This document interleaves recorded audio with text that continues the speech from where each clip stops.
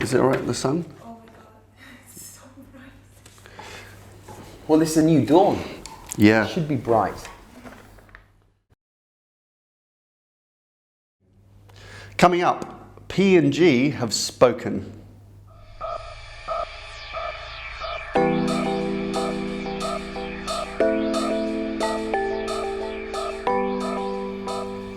Hello and welcome to IDCom's MediaSnack, episode 63.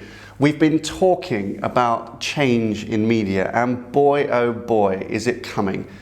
We report on Marc Pritchard's barnstorming address at the IAB Leadership Conference on Sunday this week, all coming up on MediaSnack in just the time it takes to eat a sandwich.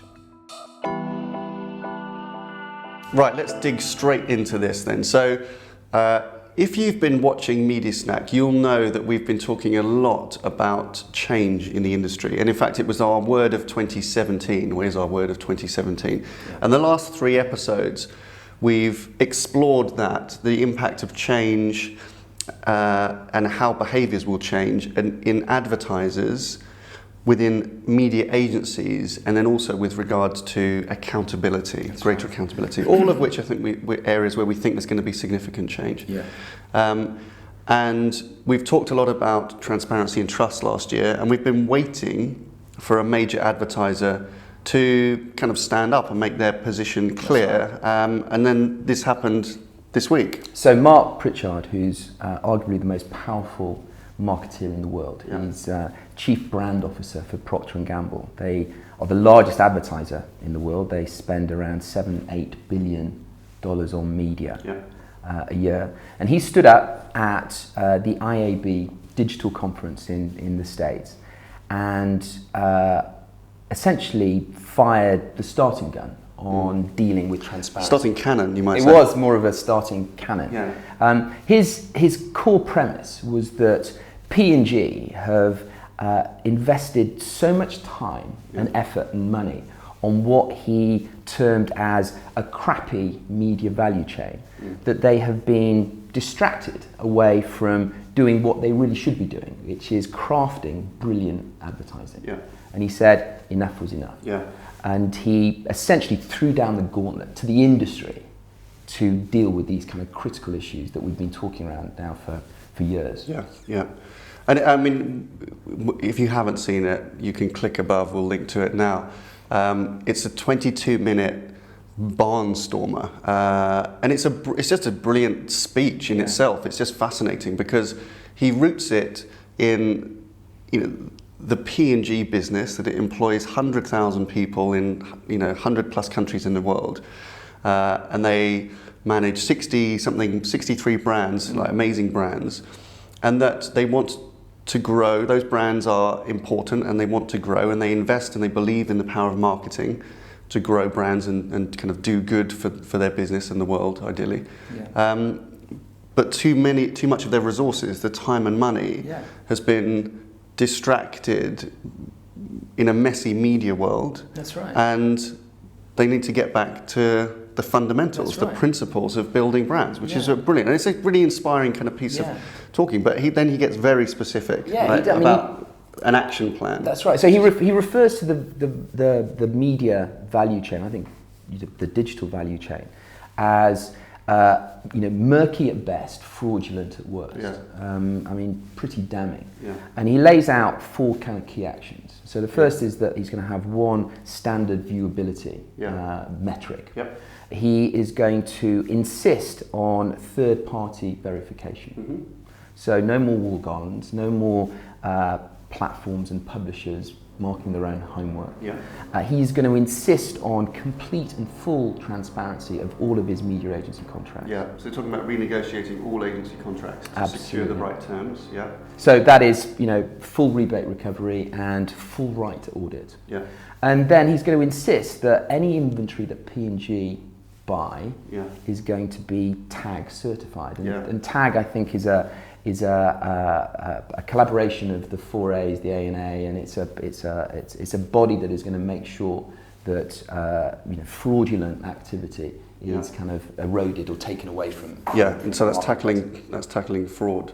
But what he also said is that I mean, these are brilliant actions, but he's going to put, money where it's required. Yeah. And if any vendors or suppliers or agency partners are not happy to comply with these 4 actions, then they won't see a penny of P&G's investment. Yeah, and that's really the killer line, because up until that point in the speech, these were actions that P&G was going to take, and it was being presented, as good practice.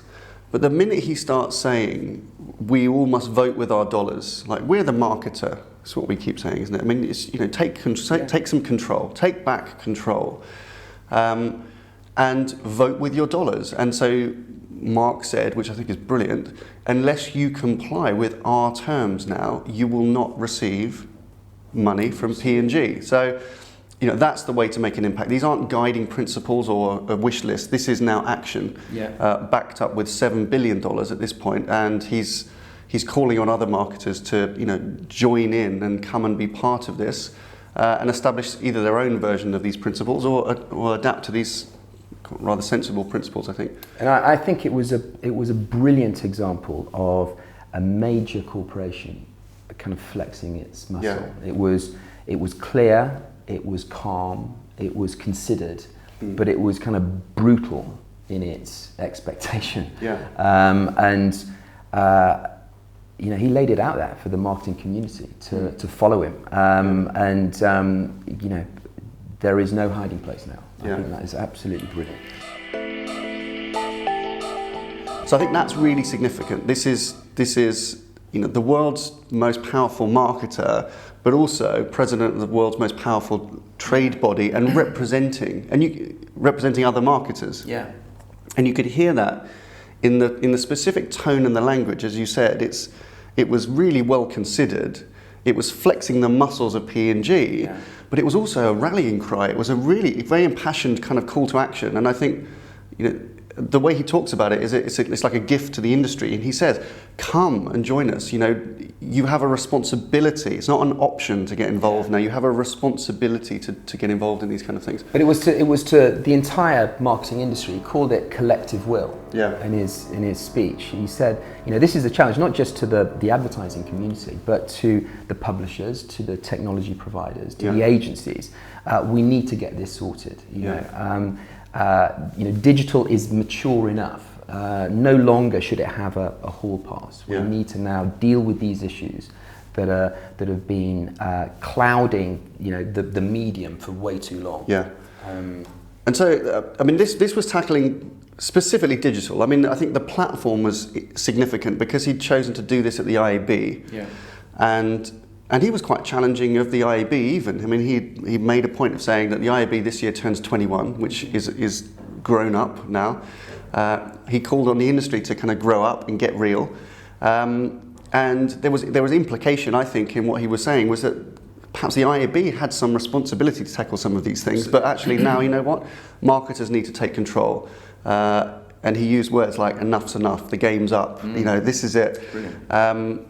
So I think it was a challenge, and it was significant that was at the IAB forum. We know that his next kind of major speech in this kind of series is going to be at the ANA's Media Leadership Conference, which is on the 2nd of March, which I will be at as well. So that would be interesting to hear if he then broadens that vision from really just challenging the digital supply chain to then thinking about the other 2/3 of the industry. And media governance as a whole. Yeah. Broader kind of, oversight on media and responsibility for that. So that will be an interesting, see if that's an evolving kind of theme or speech that he's pushing. So what the big question is, what's going to be the impact? So will other marketers follow this? And what could be the impact of this kind of speech? How significant is it?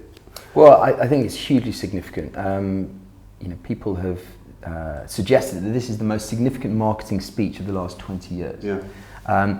The fact that it is P&G that has delivered it, I think, is brilliant, because there is no higher level in terms of kind of marketing excellence or marketing spend. Yeah. And there is no reason why every other advertiser should not move forward and follow it. And frankly speaking, they now have an obligation to, because if I'm a CEO or chief marketing officer and my my team that are responsible for media and digital media in particular have not acted upon this, then I'll be asking them why. I agree. I think we'll see. I mean, we're already hearing from brands saying, how do we implement this? What's our version of that? So I think we'll see not only people acting like that, but I'm hoping it triggers more brands to speak openly, because this is the first significant major statement in this area, and it's come right from the top, and hopefully that gives others confidence to now speak out. Absolutely. But what I found particularly interesting about the speech is that he wasn't suggesting that any one party was culpable for the issue. It was the entire chain, and he was, I thought, very fair and respectful of the media agencies, and saying that actually where the issues lie, they're compliant with the challenges that they've got.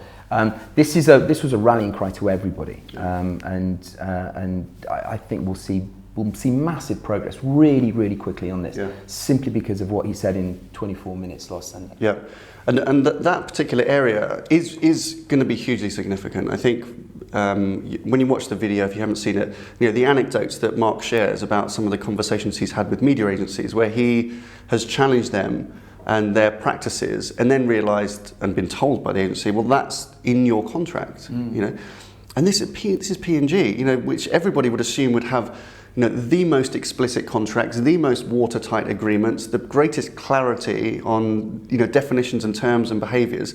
But yet he was saying that they were being surprised at some of the things they had in their contract. And the agency was acting absolutely correctly within the terms of that agreement. Maybe not in the spirit of it, perhaps, but definitely within the legal definitions. And also that they were guilty of not paying their agencies enough. This is it. And which is a brilliant statement to have, that P&G now commits to paying fairly for the value that's created by an agency. And he's given license to the agency community to challenge their brands, their clients, on the remuneration structures. I mean, he said it's, an unprofitable agency is not good for business. That allows a really frank and open discussion between agency and advertiser on fair and equitable payment. I think it's notable that no agencies seem to have come out with any kind of comment on this, which is a shame, really, because I think that Marc's opened the door for something very constructive and productive for media agencies, and we'd like to see them champion and support these kind of initiatives more, rather than shying away from it, perhaps. But perhaps that will come in time. Okay, so let's think about some of the implications then of this. So, as a marketer, you've watched Marc's speech. Now, what do you do? Yeah, I mean, the first thing you've got to remember is that P&G have given themselves a year to get this sorted out. Right, and whilst the 4 actions are quite simple and directive, they're not necessarily easy to implement. And so, if you're a brand director that doesn't have the budgets of P&G and perhaps doesn't have the resources internally to address all of these things, you need to work out a plan and give yourself enough time to activate the 4 key actions, but get the right people involved. What they shouldn't be doing is relinquishing responsibility for this to the agencies again. Okay, this is a rallying cry to the marketing community. Because that might be your instinct, right? Is that you go straight to your agency and say, "Help! How do I figure these things out?" But if anything, this is exactly what Marc's saying: is that you do not delegate these things. Right. You have to now own these deliverables. And there are some things that are going to be easier to adopt than others. The viewability standard, viewability metric is one. Perhaps the greater transparency on the contract is another one. Verification of measurement is going to be slightly different. You might want to wait until P&G kind of break down those walled gardens a little bit before you address those. But getting an action plan and getting the internal stakeholders and external kind of experts to help you is the right way of doing it. And having a clear action plan across the next 7, 8, 9 months to address these 4 things is important, but do not relinquish responsibility entirely for all of these things to your agency partner. Yeah, take control. So that's good. So I mean, it's kind of exciting. We'll be, I'm sure, discussing more of this in subsequent MediaSnack. In fact, we might even dig into some of these areas and really think about practical steps, how you can create your own action plan, how you might be able to tackle some of these things. Yeah. We also think it's worthwhile pushing a bit of an initiative, which we're calling MediaChange. You'll probably gather the hashtag somewhere on screen right now. So if you're talking about Marc's speech, you're talking about all these kind of challenges and actions that you're going to take, maybe use this as a hashtag. Let's create something that everybody can follow, because I think more and more people are going to get involved. This should be an industry-wide initiative, as Marc said. We're going to follow it very closely and participate, I'm sure. But anyway, take some action, take some control, make a change. That's all for this week. Thanks very much for watching. Bye for now. Have a good weekend.